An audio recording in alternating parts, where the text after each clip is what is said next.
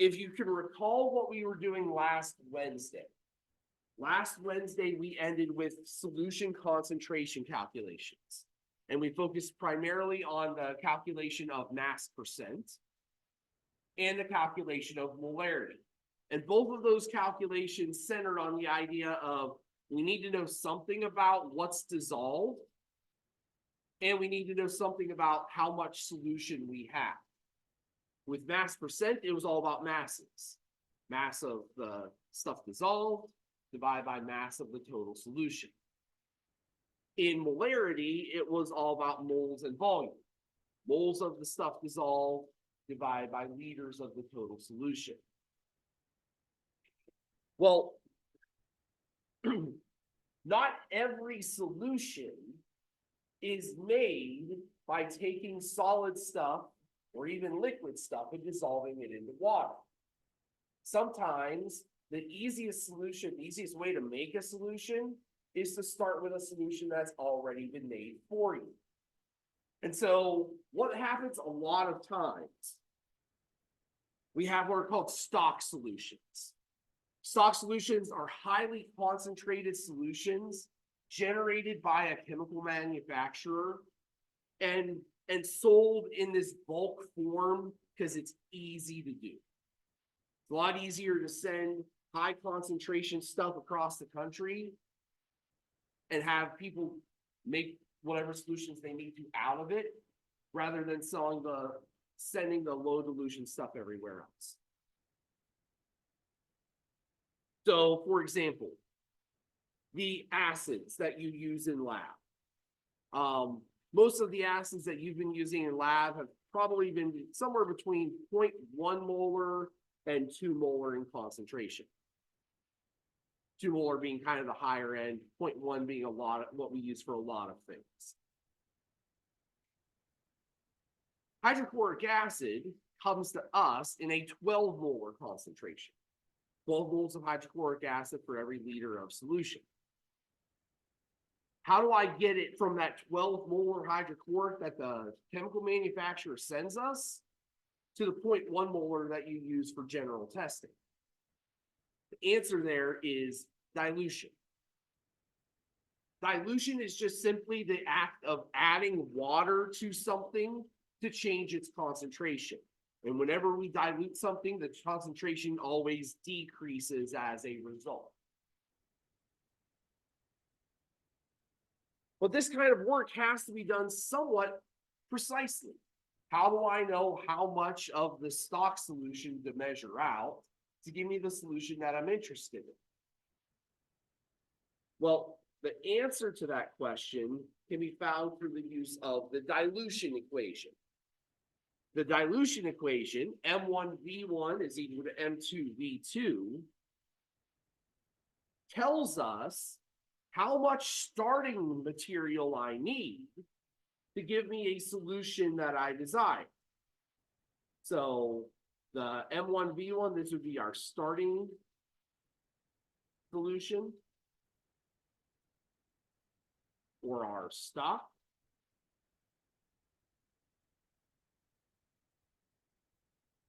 And then on the other side here, we would have the diluted solution.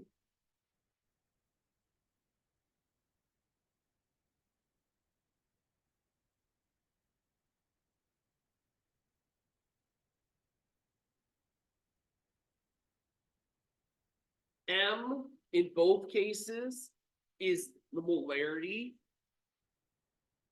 V in both cases is the volume.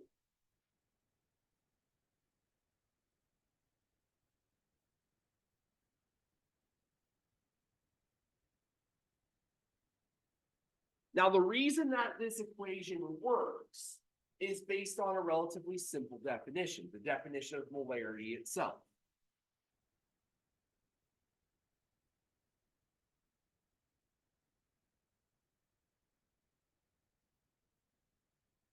Molarity is moles per liter.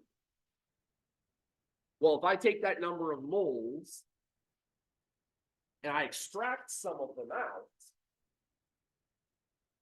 if I know how many moles I extracted out and then I dilute it, the number of moles doesn't change, just the number of the volume does.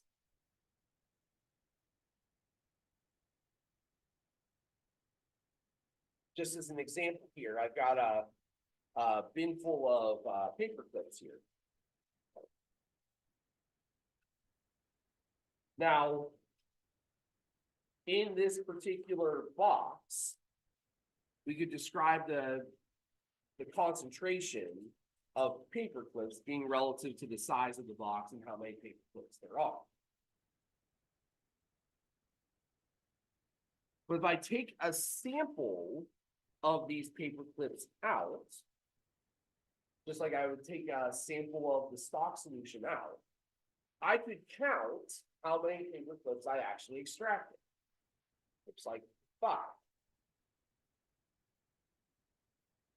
If I were to then take these and put them into a larger container,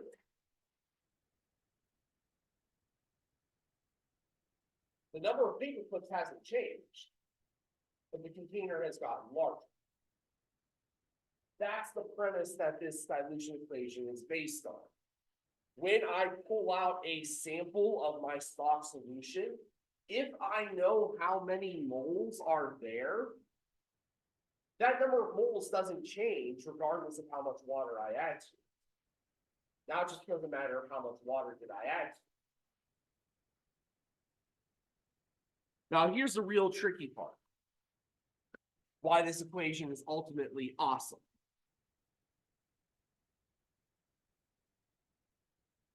We can focus on molarity and volume for what they are.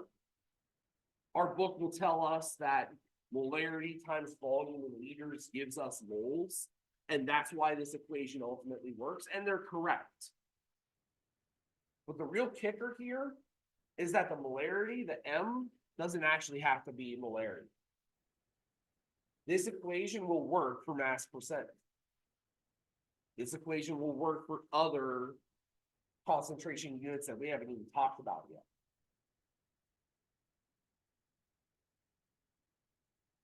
So long as I use the same concentration unit on both sides of the equation, that's ultimately what matters. Here's the other kicker. We know that molarity times volume in liters gives us the moles.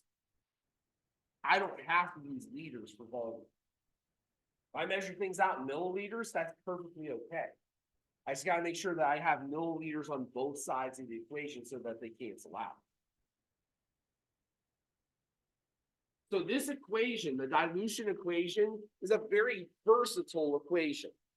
We can use it for many more kinds of applications than what was originally presented as kind of, you need molarity and you need volume and they need to be the proper units. Turns out, you don't actually need all of those things. I need a concentration unit, so long as they're the same on both sides, I'm okay.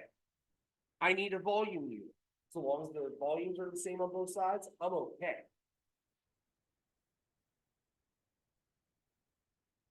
The key is, do they cancel out when I need them to cancel out?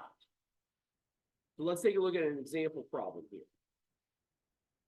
How do I make 5 liters of a 1.5 molar potassium chloride solution from a 12 molar stock solution? So I need to identify my parts here. 12 molar, that would be used to describe my stock. The 5 liters of the 1.5 molar, this is going to be what I have diluted. So that's what I'm trying to make.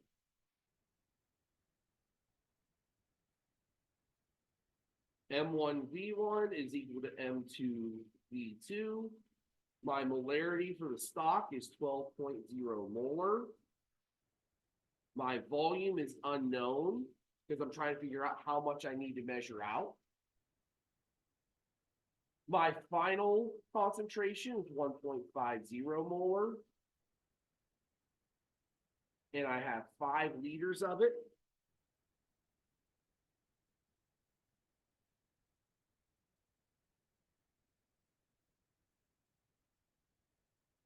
Here's where we're going to have to use a little bit of algebra to solve. I need to get V1 by itself, so I need to divide each side by 12.0 molar. Ultimately, this is why I can use any concentration unit or any volume unit, because in the algebra, I'm going to end up canceling out the units anyway. So long as the units are the same, they'll cancel out. Molar cancels out. I'm going to be left with liters. So V1 is 1.5 times 5 divided by 12.0 to 3 sig figs, 0.625 liters.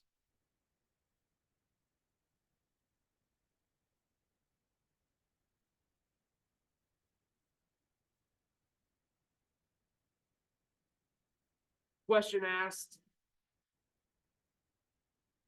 how do I prepare such a solution?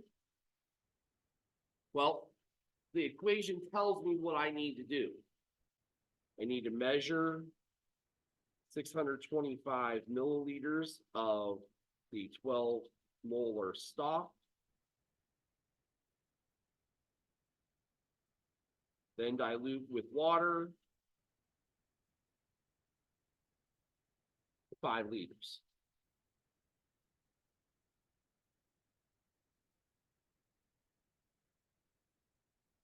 Roughly speaking, that'd be 4.375 liters. But the key there, remember we're talking about total solution here. The key really is that the total solution has to be 5 liters. So we could just use volumetric glassware and just measure it out, pour in my 625 milliliters and then just pour in water until it hit 5 liters of total.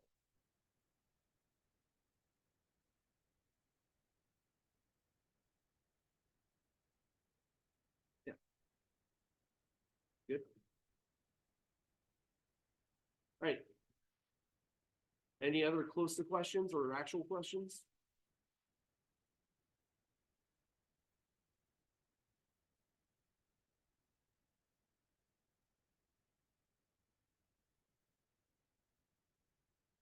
Okay. Real reason we're here today is we need to talk about solution stoichiometry. Now, we've already covered stoichiometry in another unit. Now, the thing with that stoichiometry was that we had to do a whole lot of this stuff. We had to do dimensional analysis, do all the unit conversion stuff, and all of that other business along the way. And here's what I'll tell you now. Your book, if you read your book on this, they're going to send you down that particular path. Here's the problem. If we're only looking at reactions taking place in solution, we don't need to do all the stoichiometry, dimensional analysis, unit conversion stuff. We can instead use something called the titration equation, which is this equation right here. And if it looks familiar, it's because it's practically the dilution equation with one added piece. That one added piece is down here in the denominator, the N1 and the N2. Why are they important? Well, because we're dealing with stoichiometry, we have to deal with the balanced chemical equation part. Remember that part in stoichiometry where you'd have to convert moles of one thing into moles of another thing? Well, we have to do that here too. But what this equation allows us to do is it allows us to do that calculation algebraically instead of using dimensional analysis. And I went through your book. every single question that your book asks falls into this kind of a category, where we're ultimately taking liters of one thing and turning it into liters of a different thing. Calculating the volume of this or the molarity of that. Well, guess what? That's where this equation shines. Now, if I had to turn molarity into grams, would it work? I'd have to go back to some of those calculations I was doing on Wednesday, where I could use the molarity, use that to figure out the number of moles, use the moles to figure out the number of grams. That's a dimensional analysis kind of problem. Now, a couple of things. In this case, M1 and M2, they do have to be molarity. I can't use mass percent or any other concentration unit in this particular case. It has to be molarity in order for the equation to calculate properly. So we do lose a little bit of flexibility of the dilution equation, but not enough to really worry about, because most of the time we're given calculation and concentrations and molarity. For volume, milliliters or liters or any other unit are still fine. They're ultimately going to cancel. For N, I have to use the balanced chemical equation. That's where the coefficients from that equation come in.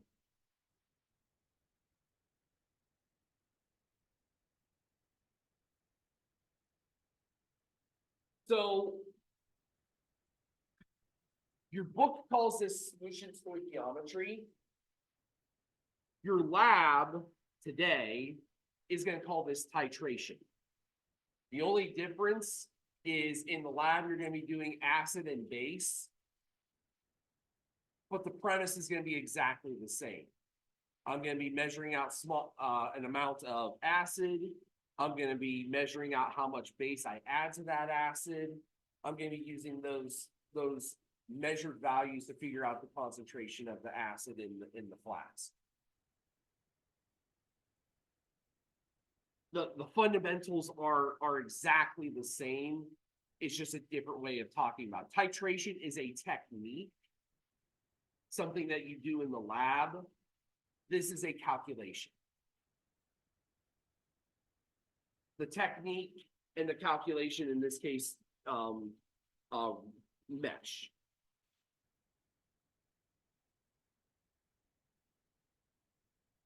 So again, from a distinction standpoint, your book is going to talk about titrations and solution reactions as if they are different things. They're not. Titration is a laboratory technique. In that laboratory technique, most often we are using acids and bases. We can do titrations with things that aren't acids and bases, but acids and bases are the most common. They're the only kind of titration you're going to do.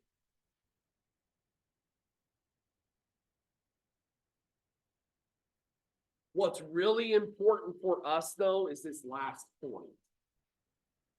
I can't do any of these kinds of calculations without a balanced chemical equation. So if I'm just given a word equation, the first thing that I have to do is turn it into a chemical equation and balance that equation before I do anything else. Because if I don't, then I'm going to end up with a wrong answer unless it just happens to be a one-to-one reaction. And sometimes they are. Some titrations are one-to-one. And when they are, it's beautiful and easy because the coefficients in the denominators cancel out. And you basically have a titrate or a dilution on your hands. But if they're not one-to-one, you've got to do that other part of the algebra so that you get the right ratio, you get the right calculation. Let's start with this example. I've got sulfuric acid reacting with sodium hydroxide, makes sodium sulfate and water. Question is, how much 0.125 molar sodium hydroxide solution, do we need to completely neutralize that amount of 0.175 molar sulfuric acid?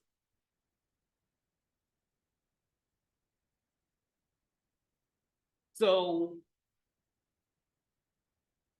I have a balanced chemical equation, so I'm already okay there. I need to use the titration equation to figure out what I don't know.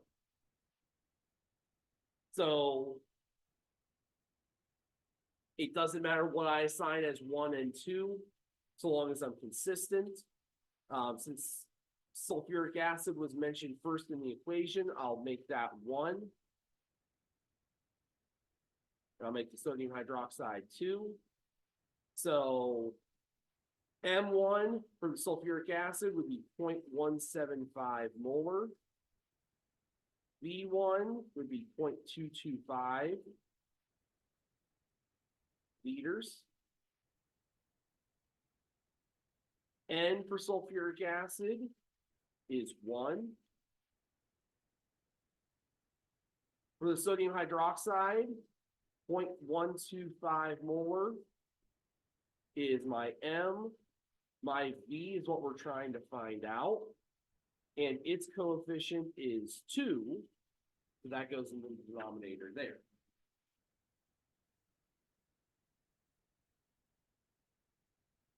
To get V2 by itself, I need to multiply both sides by 2 and divide by 0.125 molar. If I do it to one side, I need to do it to the other. When I do that, that side all cancels out.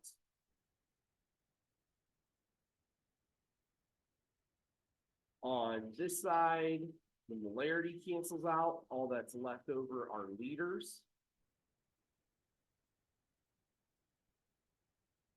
So 0.175 multiplied by 0.225 divided by 1. That covers the black. Then I need to multiply by 2 and divide by 0.125. That covers the blue, the algebra that I did. In total, 0.630 liters is my V2. So I need 630 milliliters of that solution to completely neutralize everything.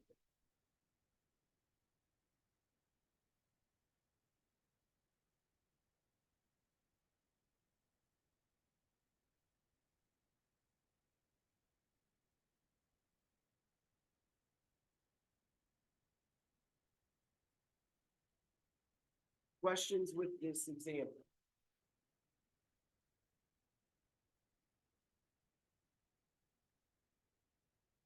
So the equation itself is relatively easy to use. The tough part about it is just doing the algebra to cancel out and isolate the one variable that we don't know. Let's take a look at another example. What is the concentration of nitric acid if 15 milliliters of it reacts with 18.45 milliliters of 0.0973 sodium hydroxide? Okay, this time, no balanced chemical equation. We're going to have to generate it on our own. And don't be surprised. This is, again, I looked through a lot of the stuff in your book, the kinds of questions they asked. A lot of the questions kind of start with this, where it's just this amount of this substance reacts with this amount of this substance. No chemical equation, nothing balanced. You had to generate that part yourself. So we've got nitric acid, HNO3, reacting with sodium hydroxide. This is a double replacement reaction. So the sodium and the hydrogen are going to switch places. So I've got sodium and nitrate, and I've got hydrogen and hydroxide. Hydrogen hydroxide, also known as water.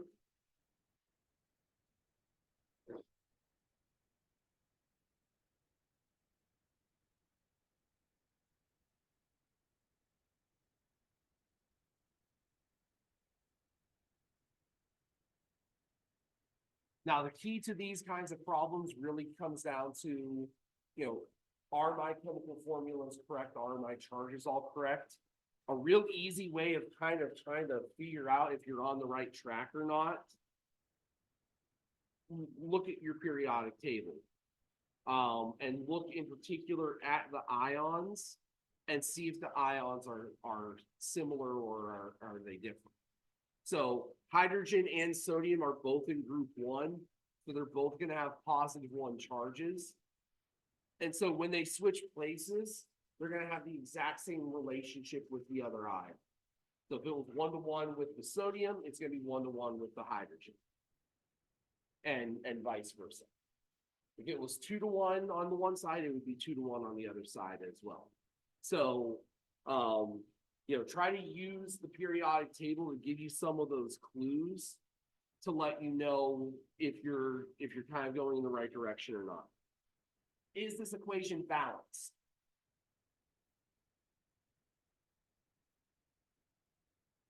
Yes, it is. So we're going to use the titration equation again. M1 V1 over N1 is equal to M2 V2 over N2.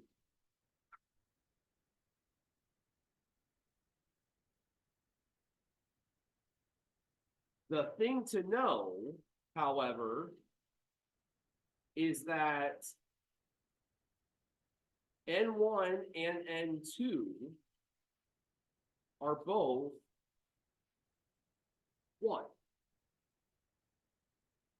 And so whenever we have matching coefficients, now most of the time if they are matching, it's 1-to-1, but if it wasn't, if let's say it was 2-to-2 or 3-to-3, what we can understand is that algebraically speaking, those are going to cancel out because I'm going to end up multiplying by one of them on the other side. It's going to cancel out the other one. So this breaks down to basically a dilution equation problem because it is 1-to-1. So I have 15 milliliters of HNO3, and I do not know its concentration. And I have 18.45 milliliters of the base, and its concentration is 0.0973.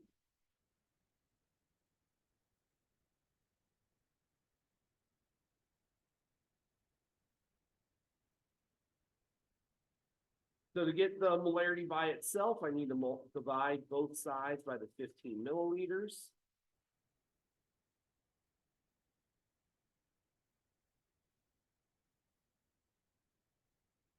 $15 milliliters will cancel on this side. Just milliliters will cancel on this side. 18.45 multiplied by 0.0973 divided by 15 to 3 significant figures, because this calculation, this concentration only has 3, would be 0.120 molar nitric acid.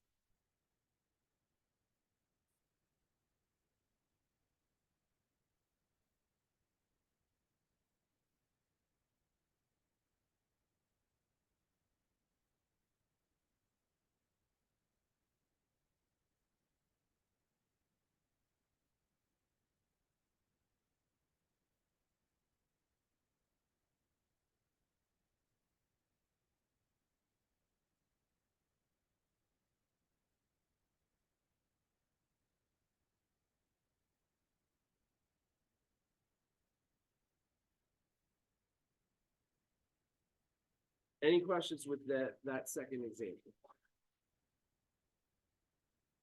All right, let's skip ahead and do some problems. I'll get you some participation points here.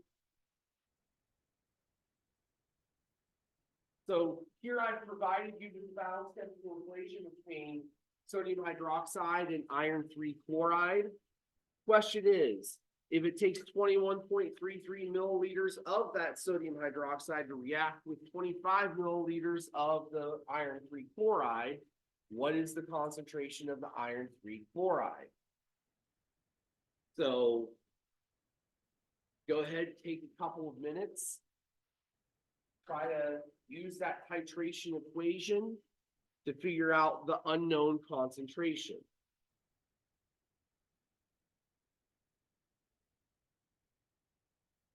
Okay, we're using the titration equation.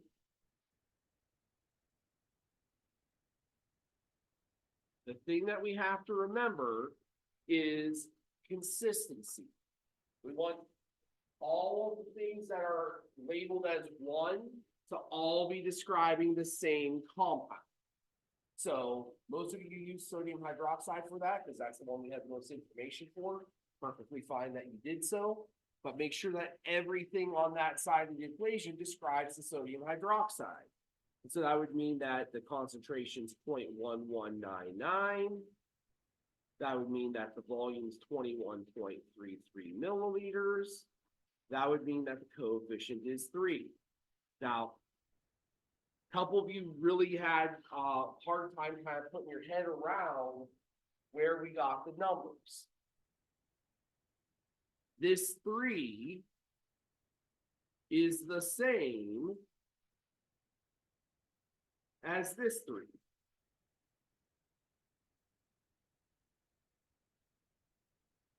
So if you remember back to chapter 8, when we did stoichiometry, there was that mole-to-mole conversion step where we had to pull the number straight off of the balanced chemical equation to get to that conversion. This is the same thing. The denominator of this fraction is the mole-to-mole conversion. So that 3 comes from the balanced chemical equation. On the other side, M2, we don't know. That's what we're trying to find out. V2 is 25. And the coefficient here, not given, so that must mean it's 1. I'm going to have to multiply each side by 1 over 25 milliliters.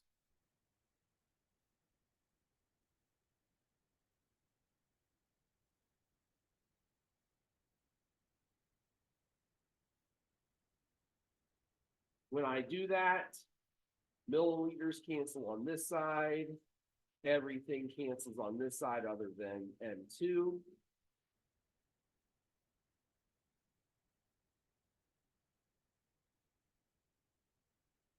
And I do the calculation out. 0.03410 ends up being the correct answer then. Why so many digits? Well, my problem has 4 in all of the measurements. And if you recall, we don't start counting significant digits until we get to one that isn't 0. So that first 0 and 0 after that decimal point don't count until we get to that 3. And then it's the next 4 digits there. And so my calculator said 0.0340995. I had to round that up to 0.03410.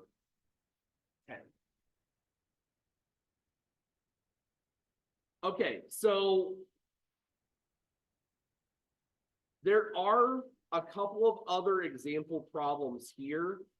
And what we're going to do is on Wednesday, we'll go through them just as kind of review.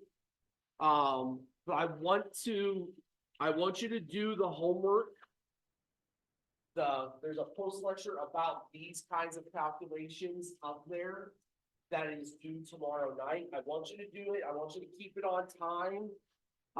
That'll definitely help you for Friday's quiz, because Friday's quiz is all of this stuff. Solution concentration calculations, dilutions, and using this titration equation. So if you feel good about those things, you should do well on the quiz on Friday. Make sure that you answer this last question before you leave. Have a great day.